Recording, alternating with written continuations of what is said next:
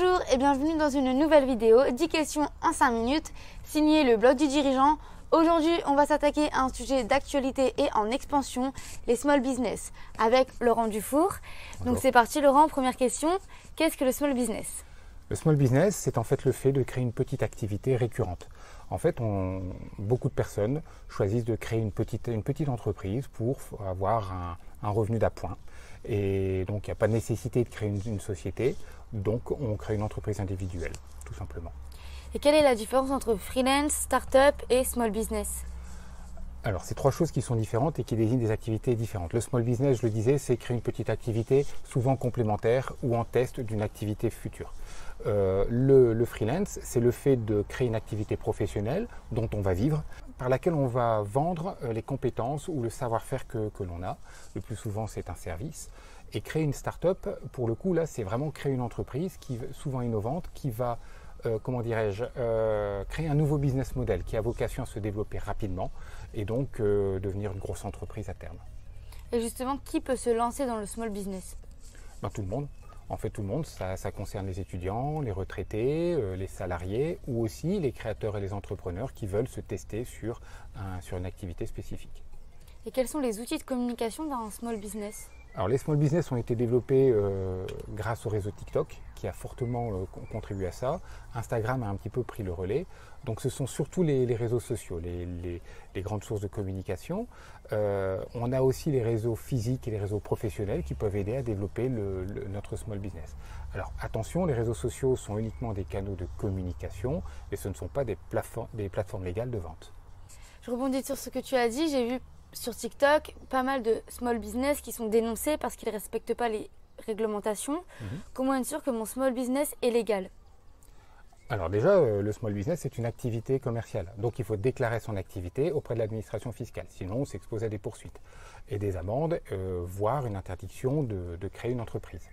Ensuite, il faut créer un compte professionnel qui va nous permettre de distinguer l'activité commerciale de notre activité personnelle. Et puis utiliser des moyens de paiement légaux et officiels. Enfin, il faut suivre la réglementation en termes de facturation, c'est-à-dire qu'on doit émettre des factures pour les clients, c'est une obligation. Et puis il faudra aussi assurer aux consommateurs le droit de se rétracter, le droit d'être remboursé et le droit d'avoir un service après-vente de qualité. Et quels sont les secteurs les plus populaires dans le small business? Alors les secteurs qu'on voit émerger sont principalement la création du fait maison, donc avec ce qui est cuisine, objets en céramique, bougies, cosmétiques, bijoux. Il y en a bien d'autres. Ensuite, tout ce qui concerne la customisation d'objets ou de vêtements, donc vêtements, baskets ou autres. Et du coup, quels sont les avantages d'un small business? Alors, c'est une création qui est simple et peu coûteuse. C'est un suivi administratif simplifié, notamment parce qu'on est sous le régime de la micro-entreprise le plus souvent. Ça permet de travailler dans un secteur qui nous plaît et puis d'être indépendant. Et du coup, quels sont les inconvénients? C'est que ça ne concerne pas tous les secteurs. Certains secteurs sont réglementés, je pense notamment au juridique. D'autres secteurs ont des normes qui peuvent être contraignantes. Je pense à la cosmétique ou à l'agroalimentaire. Donc attention de bien se renseigner sur le secteur. Il faut faire aussi attention parce que c'est une grosse charge de travail, parce qu'on est seul et qu'on gère l'ensemble des services de l'entreprise, direction, achat, voilà. Et puis ensuite, c'est un revenu qui n'est pas fixe. Et au niveau du financement, comment ça se passe? Alors le financement, au démarrage, il faut forcément financer un petit peu pour amorcer l'activité, notamment par exemple pour acheter le matériel nécessaire à l'activité.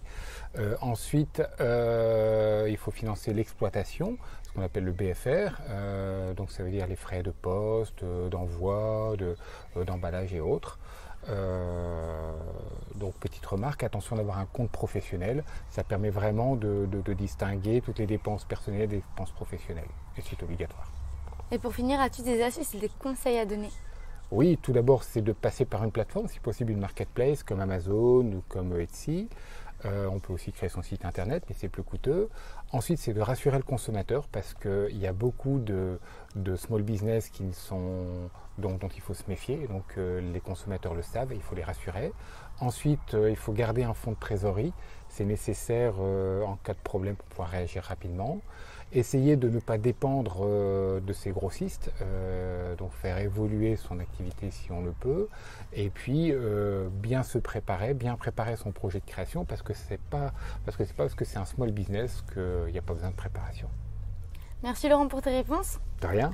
Et surtout, n'hésitez pas à aller faire un tour sur le site Le Blog du Dirigeant et d'aller nous suivre sur les réseaux sociaux.